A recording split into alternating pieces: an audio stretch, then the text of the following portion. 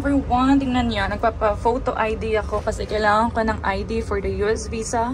And I hope tama itong pinipili ko. Ito kasi yung nakalagay for ID US. So hopefully, ayan yung kailangan ko and self-service dito. So kailangan ko itong piliin. Okay. Teka lang, di pa nga ako tapos eh. Okay. US. Siyempre, magka-card ako kasi wala akong cash. Tapos, babayad na doon. Wait lang. Saan na yung card ko? Sana tama to. Ah, okay. Oo na, teka lang. Dami mong sinasabi, kuya. Wait lang ha, picture muna ako dito. Ang hirap mo naman. Wait lang. Kailangan kasi shoot yung mukha ko dito eh. Shoot na ba? Wait lang. Taas ang konti. Yan. Okay na. Bitte schauen Sie geradeaus. Fertig. 3, 2, 1. Tingnan natin kung pwede na ba yan. 3 times ka pwede mag-try dito eh. Ah, hindi siya. Hindi siya pwede. Finally. Ihre Fotos werden bearbeitet. Okay. Wir bedanken uns für Ihre Geduld. Thank you. Nakakaloka ka. Yung unang try ko, dalawang unang try ko, hindi siya tinanggap. Hindi daw pwede. So, labas na tayo ngayon kasi piniprint na siya. Let's go. May pasok pa ako sa trabaho. Kaya ako nagmamadali. Nasaan na yun? Diyan, no? Wait natin siya. Ipiprint pa yun. Ayun. Aray. Aray. Eto nga. Ang tsaka ko naman. Ang tsaka ko, hindi katulad sa Pilipinas, diba? May Photoshop na yun nilalagay doon. Ito, 15 Swiss franc, ang mahal. Pero walang Photoshop. Ano yung itsura mo? Yan talaga. So, yung itsura ko, diba? Wala tayong magagawa dyan, Shirley. Okay na to. So, ngayon, hindi pa ako tapos. Meron pa akong kailangan puntahan before ako pumasok sa trabaho. Pero dito ako nagpa-picture dito. Parang, you know, pronto shop. Nagmamadali na ako kasi in 30 minutes, start na ng trabaho ko. And mayroon pa akong pick up. Ito, nakita niyo yung 5 set na yon. Pinalabang ko yung mga jacket ni Roberto, yung mga hindi pwedeng i-hand wash or something. So, ipipick up ko siya kasi pinalabahan ko to last week. Dito siya, 5 sec. Ito, finally nakuha ko na siya. Ayan, saglitan lang, nag-self-service na lang ako dun kasi mabilis lang naman. Ayan o. 2 jacket and isang pants. Dun yun. 5 sec. So ngayon, kailangan ko itong iiwan sa sakyan. And then, kailangan ko nang tumakbo kasi ayokong ma-late. So, natapos ko na may mga gusto kong gawin before trabaho. So, I'm so happy. Dito na ako sa parking lot. Pero, iwan ko itong mga pinalabahan ko sa sasakyan. Para wala akong dala-dala sa work mamaya. Nalagay ko na siya. Pinahiga ko. Tapos may mga nakita pa akong 2 coat niya dito. So, punong-puno yung bag ko, yung sasakyan ko ng mga coat niya. So, ayan yung napakadumi kong sasakyan. Sabi ni Roberto, ipa-wash ko na daw. Pero, ayoko nga. So, ayan. Pasok na tayo sa trabaho. Meron pa akong 15 minutes para maglakad at mag-time in. So, andito na naman ako. Kanina nandito na ako. Dito na naman. So, pasok muna si Ate Girl sa trabaho and I'll see you mamayang gabi. Hello everyone! Update. Ang oras is 8 PM na. Alas 8 na ng gabi. And kaka-out ko lang sa trabaho. Nag-out ako ng 7:30 and naglakad pa ako, diba? So, ayan sa atin yung girl. Ayan, ito na ako sa car. Ayan. Itong ano ko, katabi kong sasakyan. Parang hindi na ito umaalis dito. Parang, ang totoo, umaalis ka pa, kuya. Aray. Ngayon ko palang sisimulan yung prepare ng mga documents para sa appointment ko tomorrow sa US Embassy. And ngayon, nahanap ko na yung mga luma kong passport. Kasi nakalagay doon, kailangan mong dalhin yung mga lumang passport mo if meron ka. So, nahanap ko na yung 2. Ito yung bago. Alam niyo, hindi ko mahanap ngayon yung ID pictures ko. Yes, kasi, di ba pag nasa Pilipinas ako, nagpapa-photo ID ako, yung 1x1 or 2x2, hindi ko siya mahanap. Wala siya dun sa lagayan ko talaga. Tapos, ito, teka lang, Ito yung nag-vlog ako noon eh, alam ko. Ito yung picture ko doon sa may photo booth. And I'm not really sure kung tama ba tong size. Yun yung worry ko kasi. So, ang bala ko sana, dadalihin ko to together with the real 2x2. So, sana tama to kasi hindi ko mahanap yung yung 2x2 pictures ko. Tapos, ang dami ko pang mga papel na kailangan ipaprint. So, yun ang hassle talaga pinag-a-apply ng visa. Kaya ayoko pumupunta sa mga bansang kailangan ko ng visa. Yun. Kaya ayoko lumabas ng Europe kasi pag lumabas ako ng Europe, kailangan ko ng visa. So, nakapagod apply. Ano ba yan? So, anyway, everyone, si Roberto kakaalis lang niya kasi meron siyang pinuntahang friend niya yung nasa hospital. So, babalik din yun, saglit lang yun. And, meanwhile, prepare ko muna yung mga documents na kasi ang dami ko talagang ipapaprint. So, tatapusin ko yun and I'll be back to you later. Everyone, good morning! Second day na ng vlog and today is October 16th, 2023 and I am ready to go. Ito Diyan ko lang kayo papatong. Wait lang ha. Diyan kayo. Ang dami kong bit-bit mga design. Aray. Kaya laging sakit ang balikat ko eh. Wait lang. So, tingnan muna yung driving shoes ko. Tapos, ready na tayo umalis. Kasi ang oras is almost 8:45 na. And ayoko malate sa ating interview for the visa. Yes, for the visa. For the US visa interview. Gusto ko early ako para hindi ako nai-stress. So, alis na tayo ha. Hello everyone. Andito na ako sa parking lot. And last check. Hindi ko na alam. Dito ko nga kayo papatong. Dito ko kayo lalagay. Wait. Dito kayo. Ouch. Ayan, dyan na lang kayo ha. So, aray. Hopefully, wala akong nakalimutang papel. Kasi, ilang beses ko na itong binasa, pag may nakalimutan pa talaga ako, ewan ko na lang. So, itong working bag ko, ito pala yung working bag ko in the past couple of weeks, itong Lacoste na napaka-tagal na sa akin ito. Iiwan ko to dito sa sasakyan, hindi ko siya dadalhin kasi hindi ko naman siya kailangan dun. Ang oras is 9:56 na. And yung appointment ko is 10:15. So, I think okay lang naman tayo sa oras.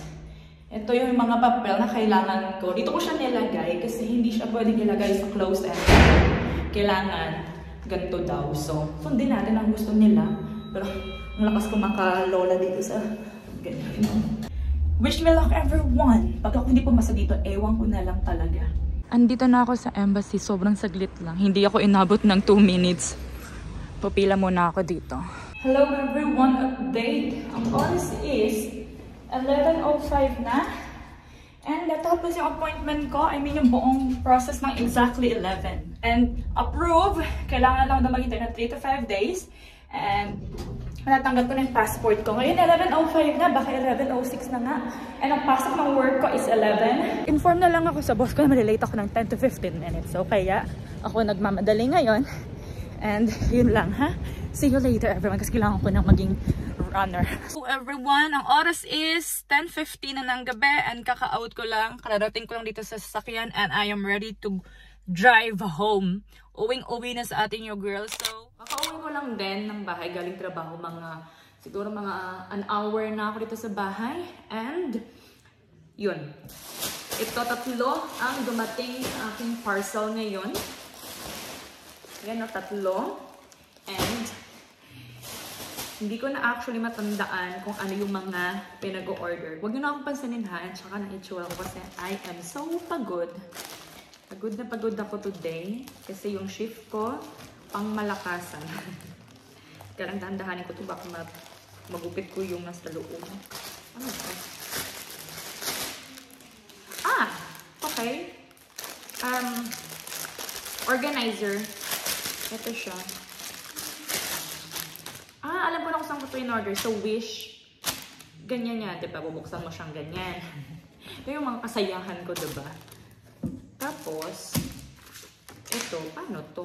Para ito ilalagay yung mga medyas or kung ano-ano. Teka nga lang, i-figure out ko paano to nag-work. Ganito na, naayos ko na siya. Ganito yung itsura niya. Ayan. Lalagyan ko to ng mga socks. Kasi ang dami kong, medyas. Gusto ko, isang bunot, andyan na siya. Ganyan. Yung mga kasayahan ko ngayon. Nagkakaedad na talaga. Ito, ano ka naman? 3 pa nga eh. Ay, hindi. 2 lang.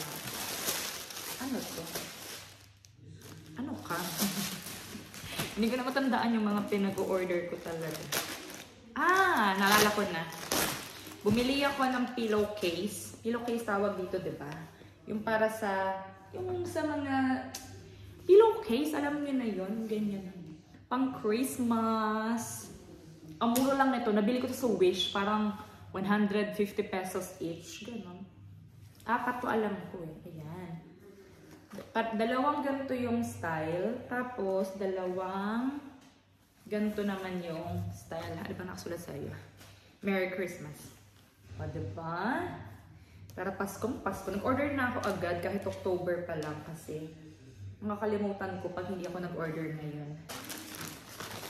Isa pang pillowcase to. Yung nauna, di ba, pang Christmas yun. Ito naman, pang autumn.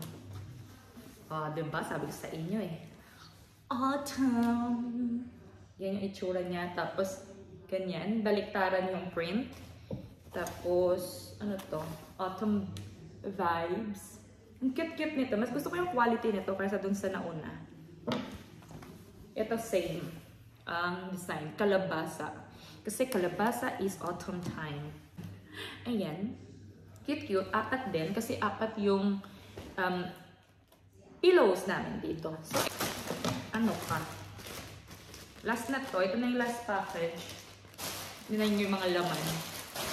Mga laman is mga gamit sa bahay. Pang matanda talaga. Pag tumatanda ka na, iba na yung mga gustong sa buhay. Dati binibili ko lang mga makeup at damit-damit eh. Ewan ko ano nangyayari. Okay, simulan natin dito. Ang cute-cute. Pang straight ang buhok. Meron naman akong straightener, pero ito kasi, yung sobrang cute niya, pwede mo siya magamit pag nag-travel. Actually, binili ko to para gamitin siya pag nag-travel ako. So, diba? Cute-cute. Ayan, no? Tapos, ano ka? Ano naman ito? Shades. Wala ko na shades kasi bigla akong nakita doon. Ang mura-mura lang nito, parang wala pang 1 franc. So, wala pang 60 pesos. Hindi natin yung ritual sa akin. Ito siya, oh. Wow! Wait. Wow. Ano, saan ka dyan? Ay, gusto ko tong shape na to, in fairness. Ay, gusto ko yung itsura nito. I bet. Gusto ko to. Diba? Imagine, wala pang 60 pesos to. Ang ganda na nung shades. Buti lumabas to bigla. Kasi dapat babayaran ko na itong mga to. Bigla itong nag-pop up. So, ayan. In-order ko. Gusto ko to. Ang fit niya. Parang lalo-lalo lumaki yung ilong ko. So, ang ano lang, kasi nga, mumurahin lang. So, wala siyang lagayan. So, nakalagay lang siya dito sa may ziplock. Ay, kapagod. Pamaya na nga. Alam ko meron pa yan eh. Hindi lang isang shade yan eh. Wait lang. Ito talaga yung gusto kong bilhin, kaya nag-order ako nito. Yung iba dito, nadamay lang. Pero hindi ko to gusto kasi ang nipis-nipis. Parang dito makakatulong. Nag-gloves ka pa sa sobrang nipis nito. Parang wala din naman. Ang ganda lang ng print niya. Kaloka. Ay, hindi ko to bet. Tagilid sa akin to. Ano to? Dami? Bakit Shein nakalagay? Tingnan nyo, Shein nakalagay. Pero hindi naman to sa Shein. Or sa Shein? Shein ko ba to in order? Hindi ko na alam. Ay, ang cute naman ng color. Autumn na autumn yung kulay. Rusty yung tawag dito, diba? In fairness, gusto ko yung tela niya. And mahaba siya. So, may paslit dyan si ate nyo, girl. Ganyan. Tapos, may isa pang damit. Hindi yung matapos-tapos kaka-order ng damit. Kala mo wala naman. Ay, ang gusto kong tela nito. Ang gandong. Ay, ito din. Maxi dress na may paslit. Pero ito, tube. So, parang ang laki. Kasya ba sa akin ito? Ayan. O, diba? In fairness, gusto ko yung tela nito. Ayan siya. Basta makikita nyo yun sa mga future gala ko. Tapos ito. Hanger. Tapos, ano to? Baka ito yung shades pa. Alam mo talaga, dalawa to, tatlo. Pero parang dalawa lang. Ay, meron pa siyang pamuna. Social. Alam, sukatin natin siya. Oh, wow. Para naman pang lalaki to. Parang di man to pang babae. Parang more on pang lalaki. Pero gusto ko to kasi itim na itim din siya. Pero mas bet ko talaga itong nauna. Parang ano, kapanahunan to ng mga tita-tito nyo. Di ba gato yung mga shades ng mga tita-tita dati? Mga bata-bata. Yung ganyan, yung parang, alam yung parang medyo old-fashioned. Hindi ko to bet. Pero itong gusto ko. Parang, Facundo, ilabas ang kape, gano'n. Yan. Tapos, ano pa ba? Ay, ito. Never kong na-imagine na magsusuot ako ng ganito. Impluwensya sa akin to ni She. Nung nag-London kami, napansin nyo, mahikaw akong bling-bling-bling dito. Hindi kasi ako naghihikaw ng ganon. Ang hikaw ko is laging ganito, yung nakadikit sa mismong balat. Tingnan nyo yung in-order ko. Ito, ganyan. Gantong-ganto halos yung, suot-suot ko sa London. Ang laki, diba? Ano ka dyan ngayon? Diba? Ang dami. Ika lang. Ilang pairs ba to? Ipicturean ko ito mamaya kasi sisend ko kay She. Ito, She, kasalanan mo talaga to. Ito, 1, 2, pero parang same lang to. Yes, 2, 3, 4. Ito, malaki talaga, and 5. Mura lang to. Parang 50 pesos lang pag sa atin kinonvert. Wala pa siyang 5 franc. Wala pa siyang 1 franc eh. Ito naman is hand gloves. Kasi si ating na girl, may gala soon. Hulaan nyo kung saan ako pupunta. Baka the moment na papanood nyo to, baka nasa galaan na ako or tapos na yung gala. So, bumili ako ng gloves kasi, diba? Hindi kasi ako nag-gloves pag andito lang ako sa Swiss. Kasi hindi ko gusto yung gloves ko. Pero ito, bumili ako kasi nga gagala ako sa winter. Malapit na, very soon. So, ayan. Gusto ko to, fairness. Ang fit sa kamay ko. Size extra small. Okay, so everyone, maraming salamat sa panonood. And I hope to see you on my next vlog. Bye, everyone!